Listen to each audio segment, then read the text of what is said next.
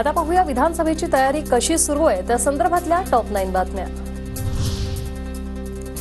विधानसभेसाठी ठाकरे गटाकडून वांद्रे पूर्वसह मुंबईतल्या 20 जागांची मागणी, सूत्रांची माहिती। तर मुंबईत शिवसेना मोठा भाऊ असेल, पवार गटाच्या जितेंद्र आव्हाडांकडून स्पष्ट।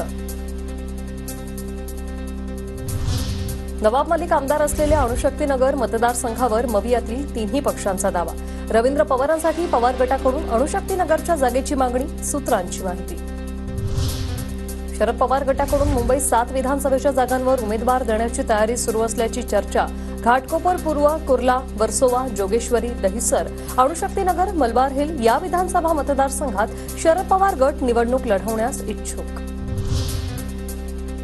गुलाबी रंगावर बोलणार नाही, त्याचा आकडा 10च्या पुढे जात नाही। रोहित पवारांची अजित पवार गटावर टीका, तर शिंदे गटाचे 25 ते 30च्या आसपास जागा येतील असा केला अंदाज व्यक्त। शिंदे गटाने किती निवडून येणार?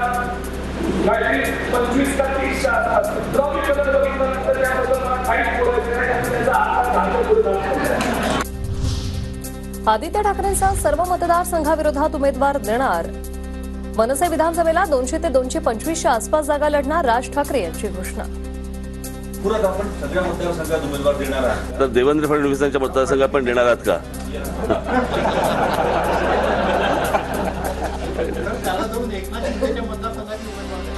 सगळ्या मतदारसंघांमध्ये उमेदवार देणार। 27, 28 आणि 29 ऑगस्टला मवियाच्या बैठका, जागा वाटपावर चर्चा होणार। मवियाचं जागा वाटप लवकरच जाहीर केलं जाणार, सूत्रांची माहिती। आतापर्यंत 700 ते 800 उमेदवारी अर्ज दाखल, अनेकांच्या मुदतवाढीच्या विनंतीचा विचार करू।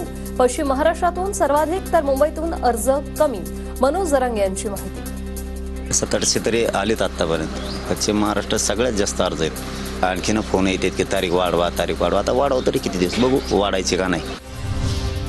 नागपुरात देवेंद्र फडणवीस विरुद्ध अनिल देशमुख लढतीची शक्यता। अनिल देशमुखांना रिंगणात उतरवण्यासाठी पवार गट आग्रही, तर देशमुख नागपूर दक्षिण पश्चिम मधून लढण्यास तयार नसल्याची माहिती।